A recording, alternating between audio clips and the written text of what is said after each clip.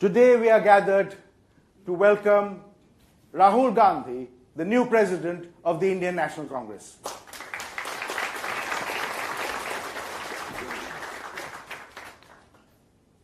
The Indian National Congress is arguably one of the greatest political movements in the history of mankind. It not only won freedom for India in 1947, but it paved the way for decolonization in the rest of the world. It's a landmark organization, and therefore, today, Rahul Gandhi bears an onerous responsibility. Legendary figures have held the post that he's holding today. Somebody told me as I was coming here that isn't he very young to be president of Indian National Congress? My answer, I thought about it for a minute, and my answer was that if I remember correctly, Jawaharlal Nehru was 40 when he became president of the Congress. Subhash Bose was 41 when he became president of the Congress. So therefore, at 47, Rahul Gandhi is no spring chicken.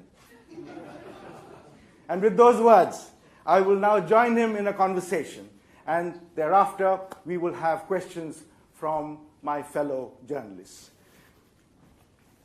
To begin with, could I ask you, after you finished your master's degree at Cambridge, worked in London for a couple of years, went back to India, was your mind already made up about joining politics, or did it happen after you reached India? No, the general idea, the germ of the idea was much older, probably when my father died. I had a sense that my father was cut short in what he was trying to do. So the germ of the idea was there. And the operationalization, I guess, was in 2004. But it was always, we are quite a political family, so to say.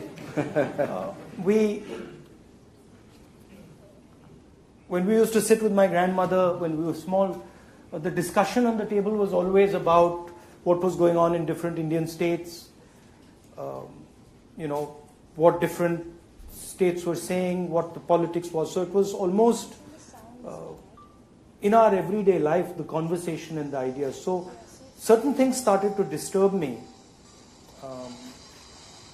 in the 90s.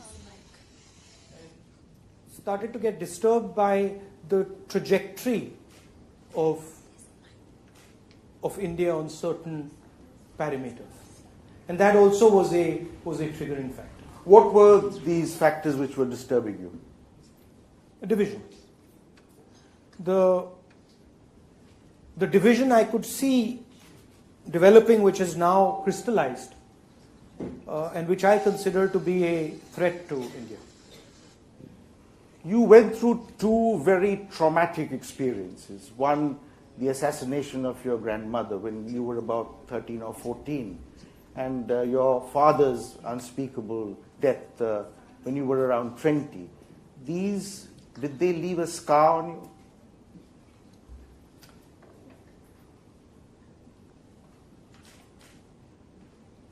One views in life, one views things often as events. Your grandmother got assassinated, your father got assassinated, and the outside world sees them as two events that took place. But actually, the period before my father's assassination was almost more traumatic. The processes that were in play there were almost more traumatic than my father's actual assassination. So I did live for a long time under the shadow of violence. It was visible everywhere. My sister and me were impacted by it, and it hurt us both. But I think both of us have done quite a good job of overcoming it. So I don't I don't see a scar. Frankly, now if I look back,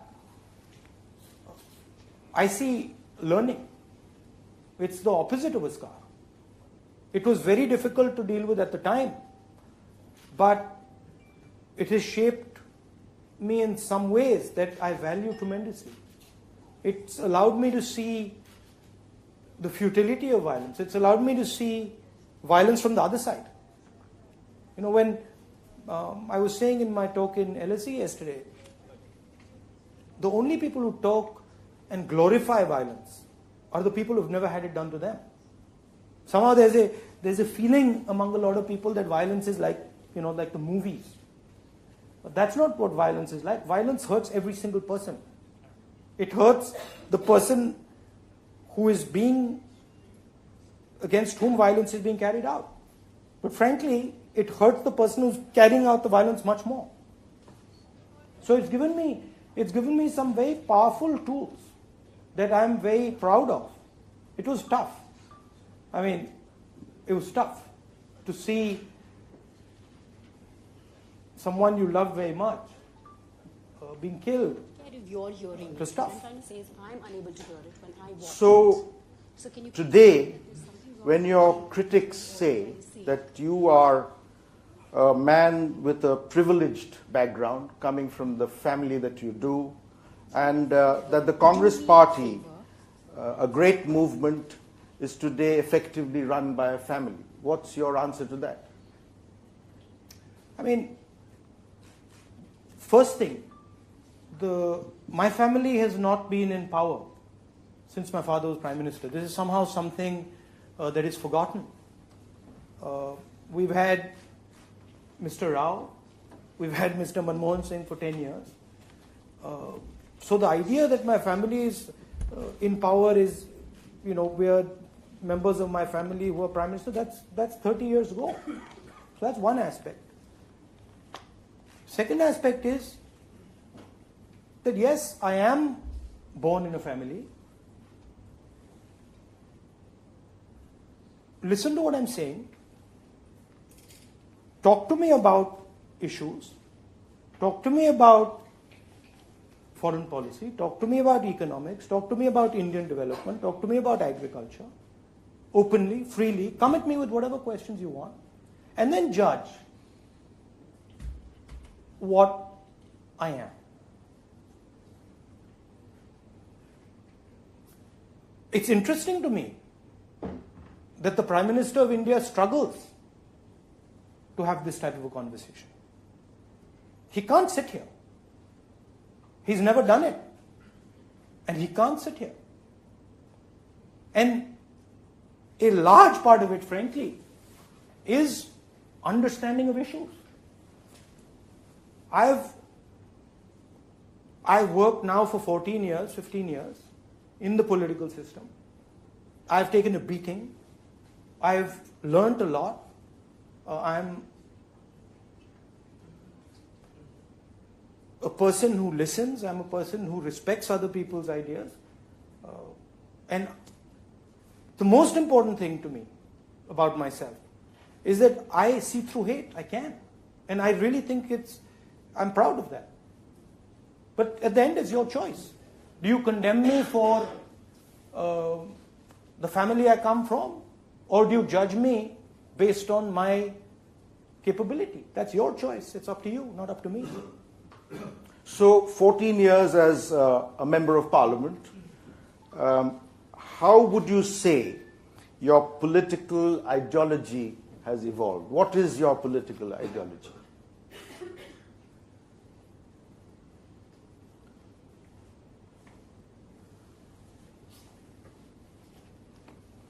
The real evolution of my political ideology has happened over the last 4 years. So to me, the BJP and the RSS have given me a tremendous gift. And I say that. They've given me by relentlessly attacking me.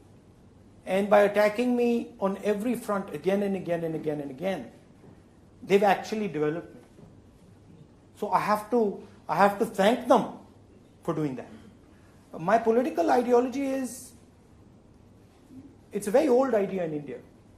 And it's been fighting the RSS idea for thousands of years. And it's not new. Congress is a political manifestation of it in the 20th century and the 21st century, but it's by no means new. Many different people have had the same idea. It's basically the idea of respecting all points of view, of accepting the fact that I might sit here with you, completely disagree with you, fight you on every step, but still respect you, and still be gentle with you, and still not hate you. That's the Congress. And that, frankly, is India. That is the thing that India gives to the world. And it's sad that many people in our country don't value it, because that is really India's power. India's power is not beating up Dalits, or beating up tribals, or beating up minorities. That's not India's power. India's power is compassion.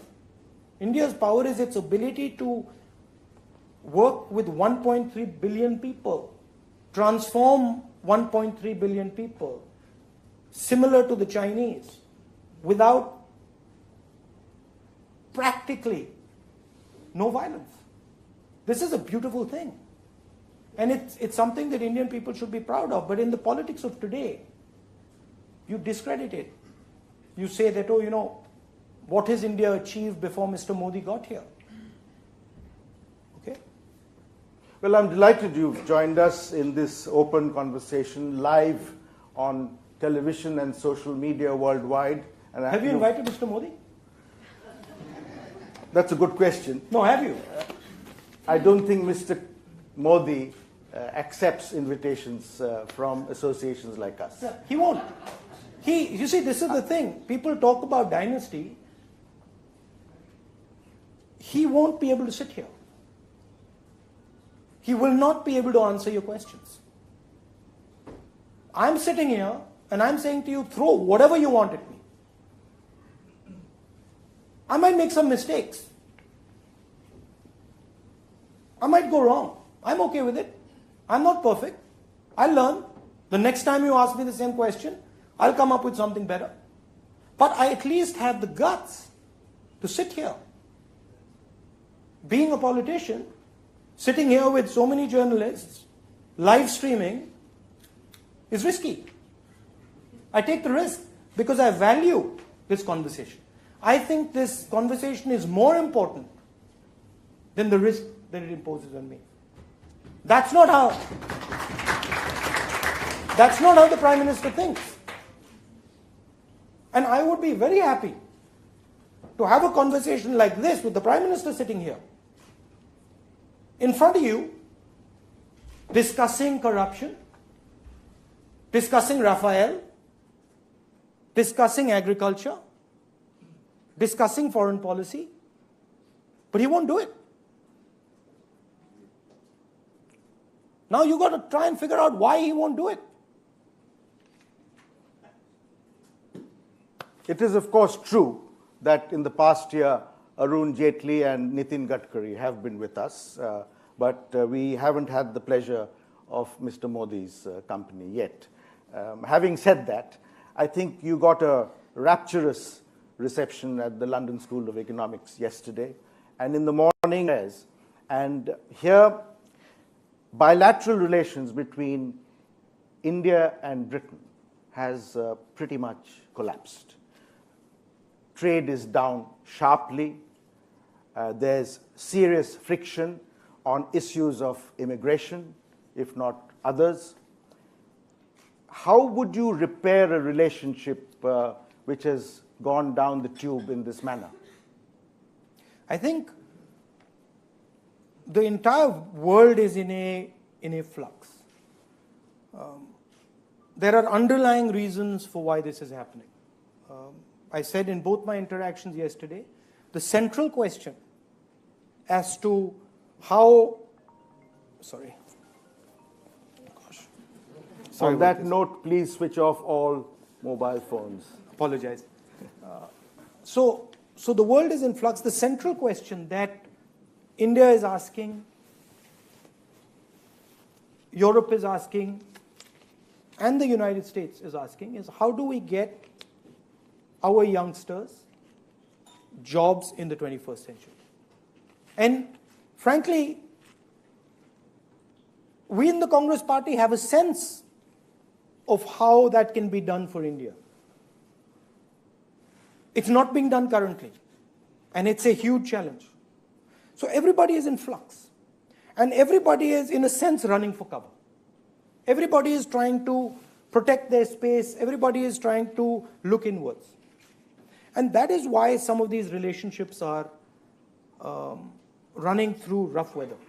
I wouldn't use such a strong word as, the relationship is destroyed. I don't think so. I think the United Kingdom and India have a historic relationship. It's much deeper than Brexit or 1 or 2 years of instability. I think there's a lot of foundational stuff that we can do. I think we are tied together by time, by history. And you can't just bypass that. So the way forward, of course, is to talk, to listen, to understand what exactly it is that the United Kingdom needs, for them to understand what exactly we need. There are some issues, issues with students. We'd like our students to be allowed here. They have their issues. But these are not things that break a relationship like our relationship. They are things that can irritate a little bit. But you have to have a longer term view and perspective.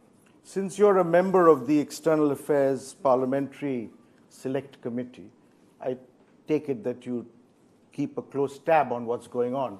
And a little over a year ago, if I'm not mistaken, the International Institute for Strategic Studies, they said that in the past 3-4 years, India has either hostile neighbors or neighbors that cannot be relied upon, other than Bangladesh and Bhutan. And if you take that a little wider, I suppose, Afghanistan. Why has this happened? What is this in international relations? What does this term relied upon mean specifically? It means that it is a friendship which is not close enough. Right. So you can't rely on them. Yes. And but in that context, in international relations, right, it is broadly a power relationship. So it's a give and take relationship. So if I'm managing that relationship, I should be able to make you reliable. And you should be able to make me reliable. The problem is not reliability. The problem is the complete lack of strategy on foreign affairs in the Indian government. Absolute, complete and total. So you have gone to Nepal, made a particular statement in Nepal, and then a couple months later done a U-turn. You've not been able to handle the relationship with Sri Lanka. You've not been able to handle the relationship with Afghanistan. You've not been able to handle the relationship with China. And then we use words like reliable. No, I don't think reliable is the right word. I think if you do foreign policy properly, if you do foreign policy with a strategy, you make partnerships. That's the problem here. But there were partnerships which have broken down. Of course, because you do not have a strategy. You have ad hocism. Right? Small example, subtle example, small example, and actually a devastating example. Prime Minister went to Afghanistan. And then on the way back from Afghanistan, he went straight to Pakistan for a wedding. Completely the wrong message went to Afghanistan. He didn't even understand it. He didn't even understand the message that was going to Afghanistan. The Afghans were up in arms saying, what's going on? Prime Minister clueless. He views this stuff. He's seen these images of leaders talking to each other. And he views this as events. These are not events. These are nations talking to each other. Institutional machines that are talking to each other. And if you don't respect those institutional machines, there's no conversation possible. So if you look at all these things, the Prime Minister is not taking feedback from the Foreign Ministry. Small question. Why is the Foreign Minister spending her time working on visas? Why is this? Why is it that we've never seen a Foreign Minister before who spends most of her time or his time working on visas? And in India, we think we're very proud of it. That's not the job of the Foreign Minister. That's the job of somebody in an embassy. The job of the Foreign Minister is to make foreign policy, have discussions on strategy. Sushma Swaraj is not allowed to have those discussions. She's an extremely capable woman. I know her. I've served on committees with her. I have issues with her style, but she's a capable woman. But the government has no use for her at all. She's humiliated on every count. She's not taken with the Prime Minister on trips. You never see her in photographs with the Prime Minister. And then you say India's got a foreign policy problem. Of course it has. So what would you do to solve the problem with Pakistan and China? Now that's, to be blunt, that's a naive question. But why? That's a legitimate question. No, it's not, because you don't solve these problems. You work on these problems, you evolve solutions to these problems, but it's not like a switch that you go in and say, okay, I'm going to do this, bang, and it's on. These things have to be developed, they settle. You can say, okay, these are the type of directions I will take. The problem with Pakistan is a deep-seated problem. Does it have a solution in a month or 2 months or 3 months? I don't think so. What's the problem with Pakistan? The problem with Pakistan is that you don't know who to speak to. If India was to sign something with Pakistan, you sign something with the Prime Minister of Pakistan, we don't know how long he lasts. We don't even know if the signature has the support of all the institutions of the Pakistani state. So, these are not simple things that bhaiya kaise solve karenge. But you can certainly have a strategy. You can certainly use your structures, which, by the way, I know these people. They're capable people. And the only thing I hear, frankly, from our contacts in the Foreign Ministry is, "Hamari to koi baat sunta nahi hai." The catchphrase is, the Prime Minister knows his mind.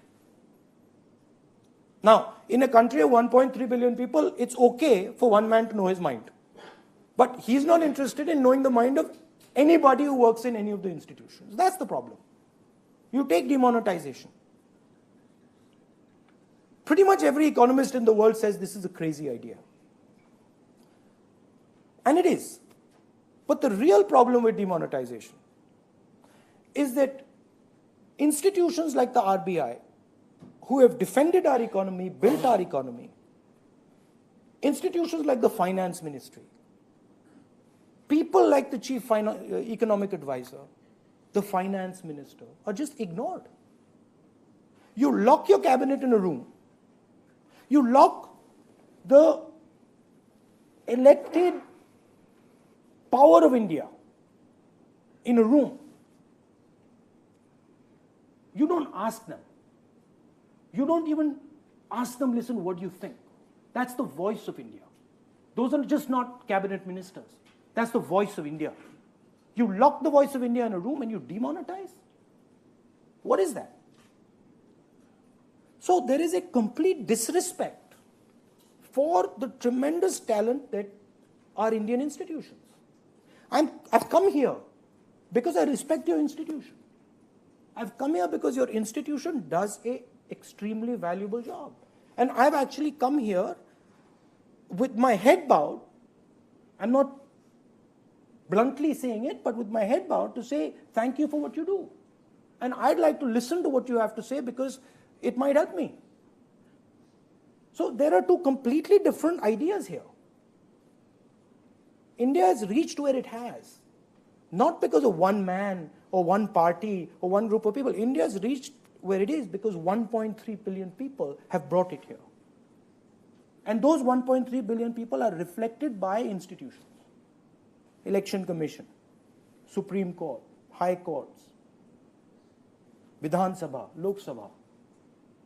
And that's the voice of our people. It has to be heard. You hear it, you'll start to solve some of these problems. So 8 months. Sorry, I'm passionate about this, so No. maybe I was a bit... So you should be. Should be. That's what politics is about. Yeah. It's about passion. 8 months from now, there's likely to be a general election in India. What's the alternative you would offer to the present dispensation? The first thing, and I've said this many times, you can't solve a problem if you don't accept it. And the first problem that India has to accept is that there is a devastating job crisis in India. The second problem that India has to accept is that Indian agriculture needs support. And these two are linked. The job crisis and agriculture are linked. You can't look at them and ignore one or the other. First thing we will do is we will make it very clear that our focus, single-minded focus, is on solving this problem so that we reduce the anger, reduce the pressure in society. How do you do that? You do that by supporting small and medium businesses, by linking them to banks. Small question. 12.5 lakh crore NPAs. How many small businesses are part of that NPA? How many medium businesses are part of that NPA? It's the top 15, 20 guys that the entire support goes to. I don't have a problem with flagship large businesses. I think they're required. I think they're required to project India internationally. And I think they've done a good job. I've got a problem when you completely ignore small and medium, which are actually the job creators. You look at China, and the difference is that they take their small and medium businesses and make them big. We don't do that. There are practically no small and medium businesses that become big in India. So that's the first thing. The second thing is, realize that agriculture is an asset. It's a strategic asset. People just keep saying, oh, you know, the farmers produce food. No, that's not all they do. The farmers are a linchpin of our society. They provide food to us, and they provide stability and power to the Indian state. And we got to respect them for what they've done and what they're going to do. We have to ensure that technology comes into their farms. We have to ensure that we help them with modern practices. We have to ensure that we put food processing plants next to their farms, and that we make it easy for their produce to come to the table, to come to your table here. That would be 1 and 2. You would need infrastructure to link the country, to connect the country, and there's a very powerful strategic play in connecting the country airports, in scaling up our travel infrastructure. And again,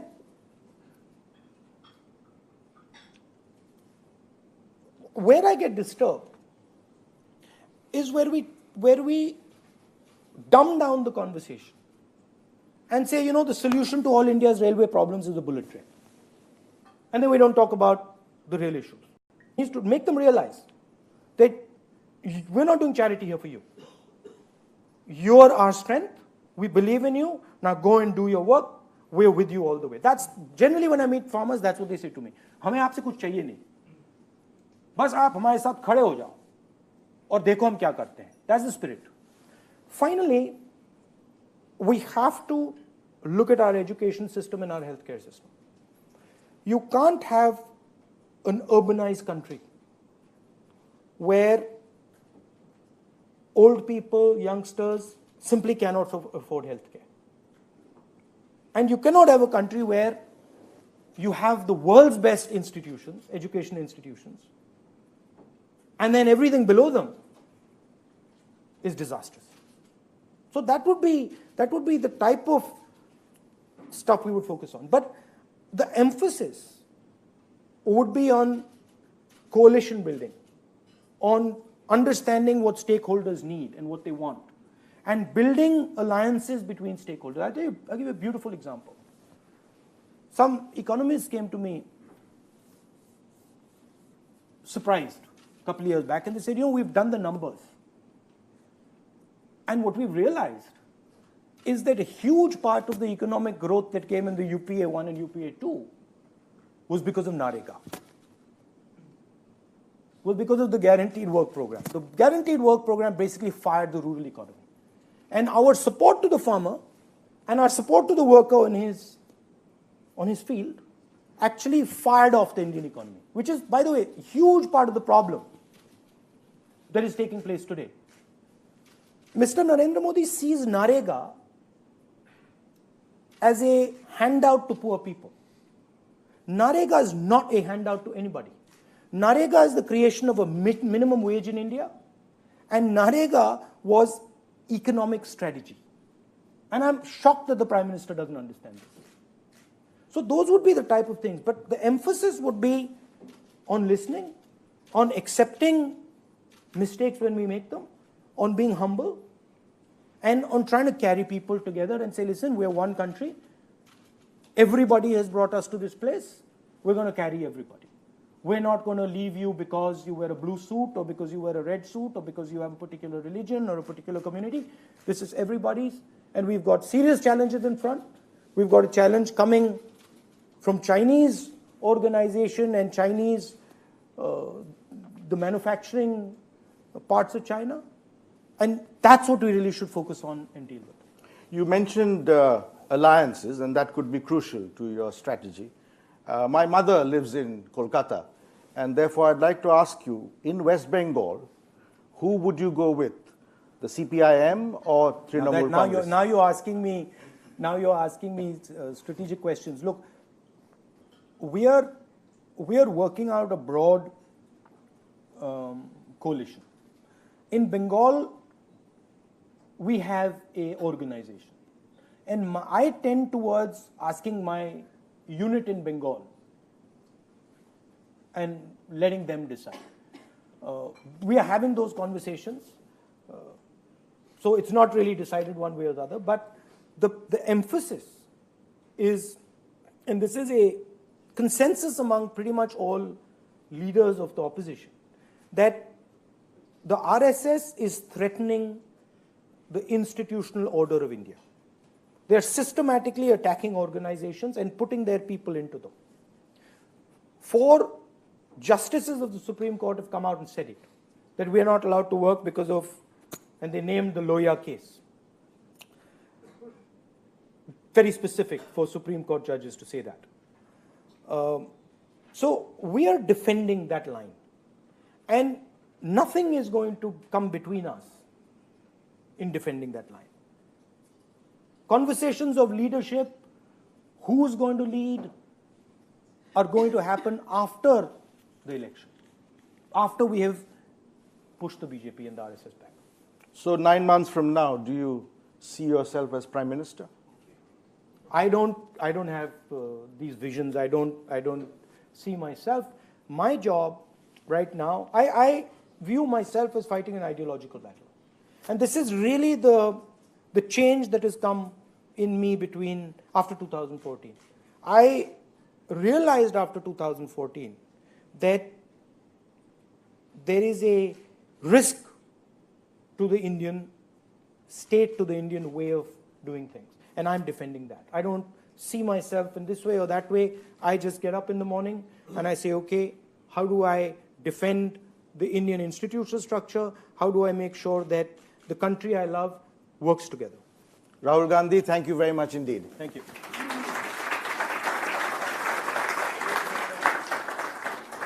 We will now open the conversation to journalists So please raise your hands, identify the organization you belong to, and then ask your question. I will try and accommodate as many as possible, starting with Sanjay Suri. But we do have a time issue.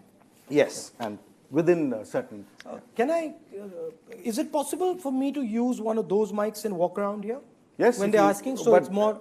that is no, meant okay, for the question. Okay, I won't do for it. the question. I won't do it. Yes.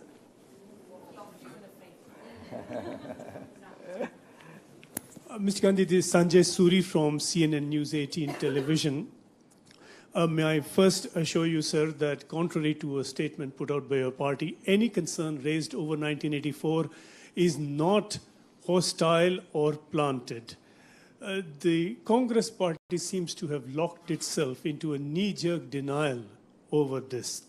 You yourself have made that statement yesterday. If I may, yeah. Sir, complete my question.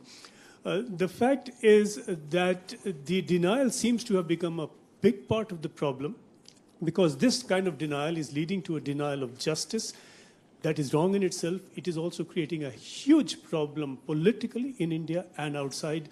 As the new president of the Congress, a lot of people would look up to you to perhaps find a way of breaking out of this kind of knee-jerk denial. I don't know what knee-jerk denial you're talking about. I'm very straightforward. There's no confusion in my mind. If violence has been done against somebody, there is a legal process. That legal process must go on, and the people who have carried out violence against somebody must be punished according to the law. And I will support that 100%. I said in the earlier part of my speech that I'm a person who understands violence. I do not believe in violence against anybody, regardless of religion, regardless of community, anybody. And that's very, very clear. Yes, Naomi. Bank default. I want to know what your view of how the Indian government is handling his case. And also, the CBI has just sent a video of the prison that he might be held in, where he extradited. Do you think Indian prisons are up to scratch?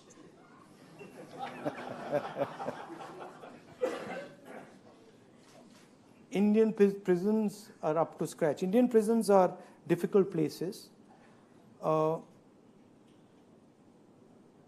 Before leaving, Mr. Malia met some of the senior BJP leaders. That's documented.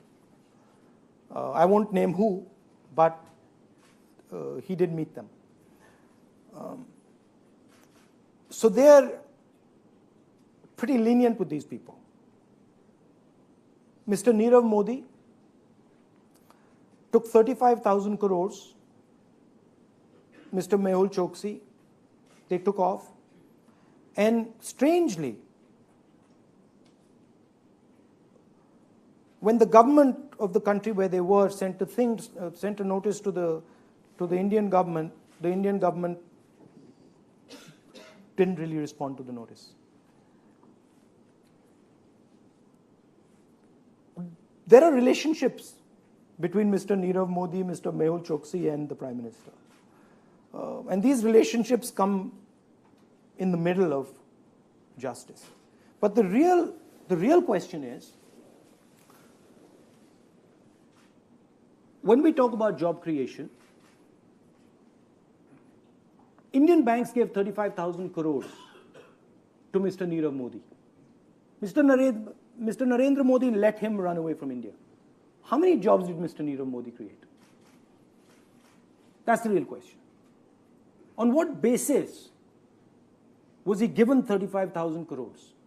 What are the foundations of his business? And then once you've done it, why aren't you trying to get him back? And that's the same exact thing for Mr. Malia. I think Indian prisons are pretty decent places as far as Mr. Malia is concerned. You see, justice should be the same for Indian people. It shouldn't be that just because you're Mr. Malia and have 9,000 crore rupees in the bank, that you require a different jail than other people like you in India. We believe in equality. Yes. Sraboni. Sraboni is with Anand Bajar Putrika. Hello. My question is, you just mentioned that prime ministerial candidates will be decided after the election is over, if your party does win with its coalition partners. Is this a problem? Because what if all the regional leaders, then you have Mayawati, you have Mamata, all wanting to be prime ministers? Do you see a potential problem in this situation? All of the opposition in our conversations are very clear that the first and most important challenge is to stop the RSS BJP from attacking and destroying the Indian state and its institutions. That is the first and most important point. And there is absolute acceptance, unity on that point. And they've also decided that we're not going to get into conversations that distract us from that goal. And the press likes to do that. The press likes to keep starting these sort of conversations, but we're not going to fall for that trap. Yeah, the lady there in that table. I'll try and take as many questions as possible, keep them short. Is there a threat to freedom of speech in India, and would your party ban a book such as the Satanic Verses, as Rajiv Gandhi's government did? Subi Shah, BBC News. I'm quite liberal myself, so I don't believe in banning books and things like that unless there is absolute clear risks of violence erupting, right? But my default position is I like to allow people to make judgments on information. I don't want to be the person telling somebody that that's not something that you should be interested in. I respect individuals, I believe in them, and I think that they have the ability to make that judgment. So I'm not for banning books. I also think that in today's world, banning a book really doesn't mean anything, because you will always be able to find it on the internet somewhere. So it might have worked 20, 30 years ago. Today it's a non-event. And you'd probably get people looking for that book by banning it. You'd actually probably increase its sales. There is a systematic assault.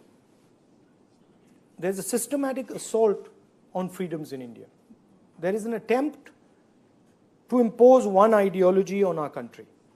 Ideology coming straight out of Nagpur. And frankly, there is an attempt to centralize power and control the Indian state through one organization, the RSS. Yesterday I said that the RSS is a lot like the Muslim Brotherhood. And there's a storm in a teacup, I believe, back home. So let me just make it clear. Both organizations were founded in the 1920s. Both organizations believe in institutional capture. Both organizations view the electoral process as a means of capturing institutions. Muslim Brotherhood was banned after Anwar Sadat's assassination. RSS was banned after Mahatma Gandhi's assassination. So there are tremendous similarities. Oh, by the way, the last one, and the most interesting one. Women are not allowed in either of these organizations. So let's talk facts. They're similar. They're trying to do the same thing. And what they're trying to do is they're trying to capture institutions so democratic voice is throttled. Yeah, journalists only. Questions from journalists. Yes. Good morning, Mr. Gandhi. I had the pleasure of listening to you in Hamburg. My name is Manu Pillai. I write a newspaper column for Mint. Your message seems to be one of sobriety and saying that let's take a step back and do this properly. But we're living in a country of very many young people where the sexy bullet train is somehow a sharper message than improving the old rail gadi. how is the Congress going to communicate to a restless young You're audience? saying take a step backwards. I'm not saying that. I'm saying take a step forwards. Also, by the way, the bullet train isn't moving. It's stuck because the farmers on the track are not allowing it to move. So yes, you can have a fancy poster saying bullet train, but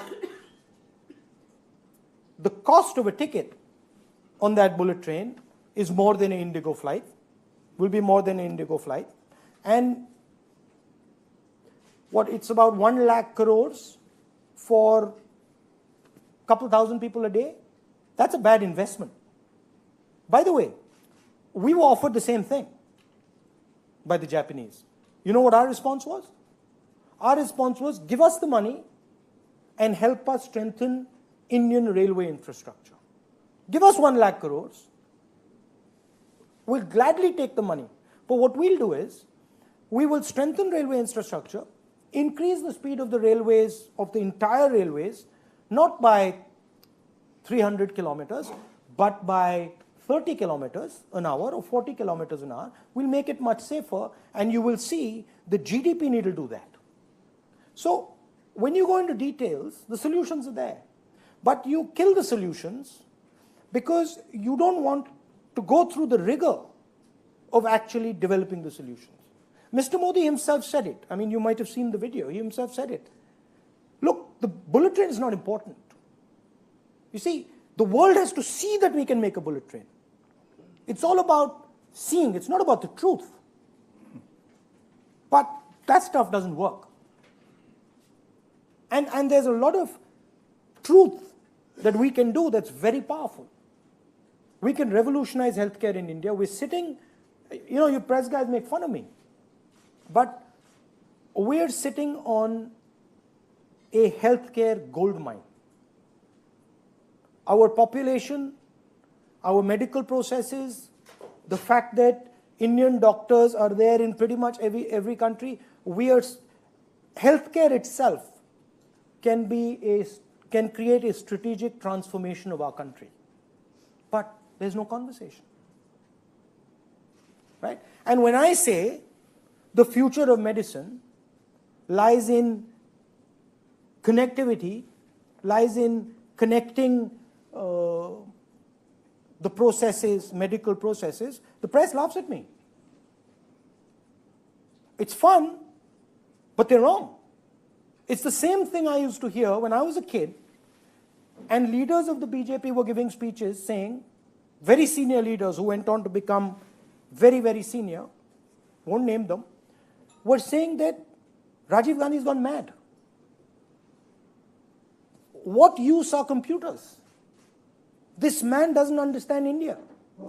This man doesn't understand that computers have nothing to do with India. And then the same person going 15 years later and giving a speech on how brilliant computers are. Fascinating.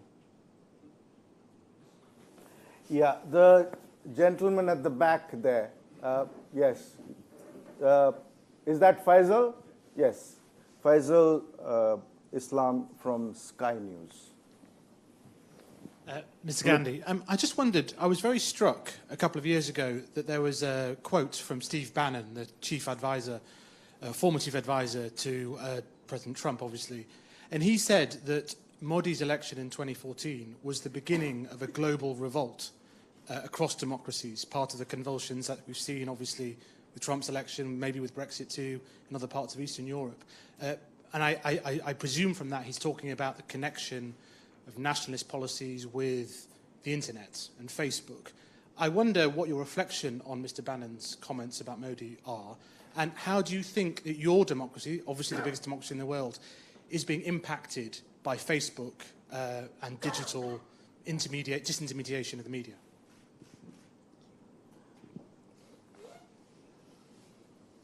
The people who support Mr. Trump, who support Mr. Modi, who support some of the other leaders, more populist leaders, are doing so because they're angry. And they're angry because they don't have a job.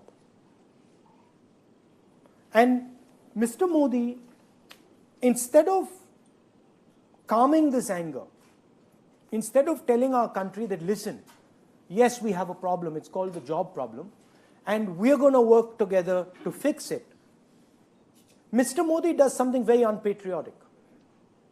He takes that anger and he utilizes it for himself. And he damages our country. There is a foundational problem, which I stated in the beginning.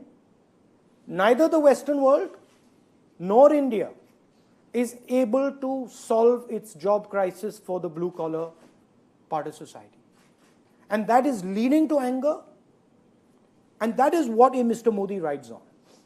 The crime he commits is that he damages his country when he uses that anger for himself. The honorable thing to do would be to go to his country and say, you know what? Yes, there is a problem. Yes, you are angry. I'm your leader. I'm going to bring you together and we're going to kill this problem. We're going to solve the problem. And those type of leaders will follow Mr. Trump, Mr. Modi, and these populists. Because Mr. Modi is not going to give you a solution. Because at the end of the day, the Indian youngsters needs a job. And they've created a tremendous amount of damage, but a new breed of person will have to repair this damage and actually solve that problem. And there are people who are looking to do that. I've got 5 minutes. I can't satisfy everyone, but I will do my best. Let's take 3 questions together very, very quickly. Okay, one here. Poonam. Can I ask you a question? Hello. Yes, at the end of it, you have. Definitely. I have one, or do I have right. 2? Well, 2, 3. Hello, Mr. Gandhi. I'm Poonam Joshi from ANI. I heard your talk at the LSE, and I have been hearing you talk quite passionately about women empowerment. And yet, you have stonewalled the issue of triple talaq in the court as well as the parliament, crushing the hopes of millions of Muslim women. What would you like to say on that? We haven't stonewalled. We haven't stonewalled anything. We have an issue with the criminalization issue, but we've not stonewalled anything. Okay. Our issue with it is on the criminalization aspect of it. The lady at the back. The lady in the front is How can I miss you? With your colourful dress. Hi, I'm Poonam Taneja from BBC News. You mentioned the political situation in Pakistan. What will your relationship with Imran Khan be if you get the top job? My relationship with everybody is nice. I'm a nice person, but the real question I have is, what is the relationship of the institutions that represent the Pakistani state going to be with India? And there are certain institutions in the Pakistani state, within the Pakistani state, like the ISI, that carry out violence against our people. So that's the real issue. The real issue is not the relationship between Mr. Imran Khan and the person who leads India. The relationship is really between the institutional structures of these two countries.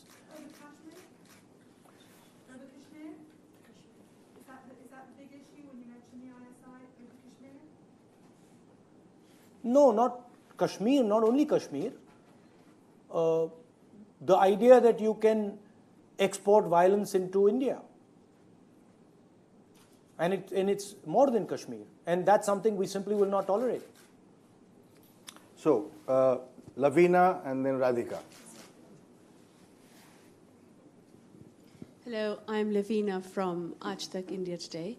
Mr. Gandhi, you are part of the Parliamentary Committee for External Affairs on the Uklam and also had a conversation with the Foreign Secretary. Would you still not have enough information to throw light on what would be your stance on it? And also, will you ban RSS, since you've spoken so much about the connection between RSS and Muslim Brotherhood? Thank you.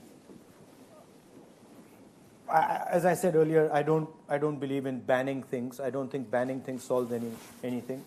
but we are involved in a fight with the RSS, a political fight.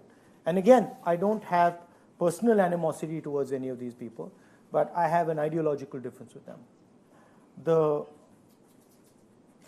other question, now that's a really tricky question. You know why that's tricky? Because I can't say. Because I am bound by parliamentary privilege, and I cannot say what was in that report. But I can say that we had a conversation with the Foreign Secretary and the Defense Secretary on Doklam, and what was said in that room cannot be said outside. So you can infer from my statement. Radhika. By the way, on a unrelated to that committee meeting, but related to the issue of Doklam, you do realize the Chinese troops are still in Doklam. You do know that. And you do realize that the Chinese have built massive infrastructure in Doklam. And the Prime Minister went recently to China and didn't discuss Doklam with them, didn't discuss the infrastructure they built, didn't discuss that incursion, had what was called a conversation without agenda, non-agenda conversation. That's interesting. Somebody comes in, slaps you across the face, and you have a non-agenda conversation. Okay. I wonder why the press doesn't pick this up. Now, can I ask my question? Okay.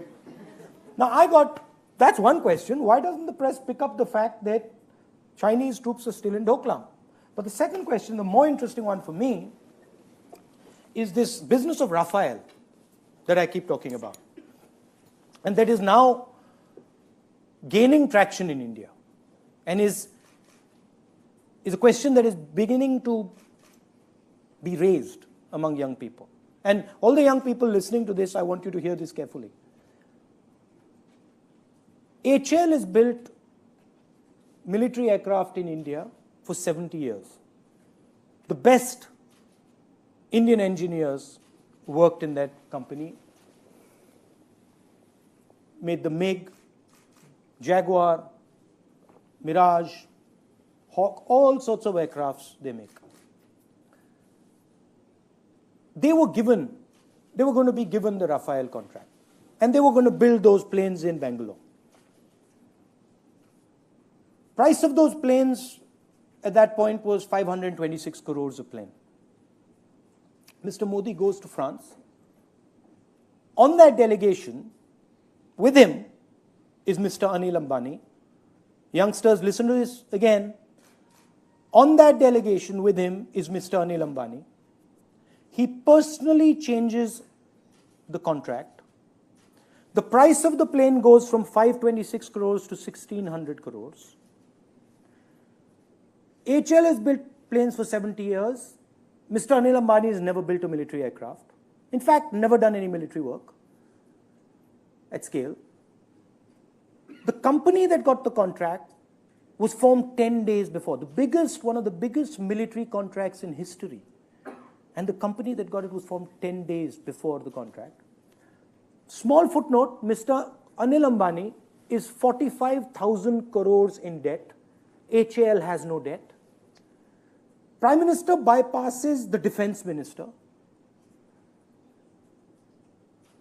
doesn't hold the meeting of Cabinet Committee on Security, and the Indian press and the foreign press doesn't say a word. This to me is fascinating. And my question to you is, why don't you say a word?